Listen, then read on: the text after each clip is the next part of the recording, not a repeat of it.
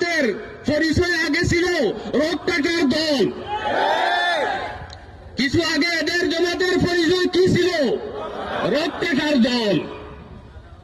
এখন আমরা বলবো এদের পরিচয় খুন এবং গুমের দল।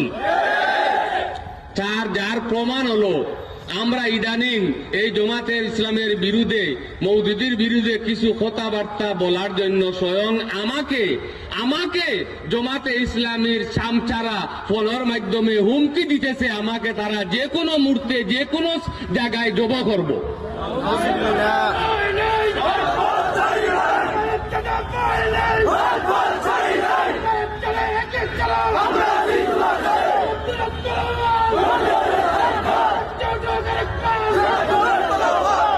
আমি তার জবাবে উত্তর দিছি, এই তুই আমার খুদা নাই, তোর হাতে আমার মৃত্যু নাই, আমার মৃত্যু আমার খুদার হাতে। আমরা মৃত্যুকে ভয় করি না। জামাতে ইসলামী আমার আজরাইল নয়।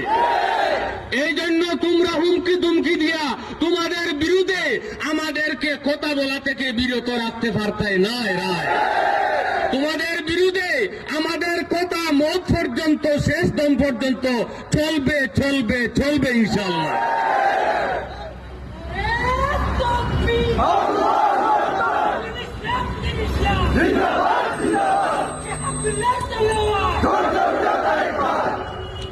এই রক্ষাটার দল এবং খুনির দলকে কি আপনারা ইসলাম আর বাংলাদেশের সংসদে আপনারা পাঠাইতে চান?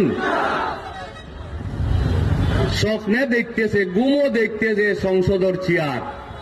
এখন এই অবস্থা, যদি নিজ চোখকে সংসদ গিয়া চেয়ার দেখিলায় তাহলে কি অবস্থা ঘটব, কি অবস্থা ঘটাইব? এই জন্য এখন তাকি সুচ্চার হওয়ার প্রয়োজন নাই। এরা মদিনার ইসলাম চায় না, দেওবন্দি উলামায়ে কেরামর ইসলাম চায় না, কুরআন হাদিসের ইসলাম চায় না। যদি চাইতো তাহলে দরবস্ত আল মনসুর মাদ্রাসার কাছা জামিয়া আর একটা বসাইতো না।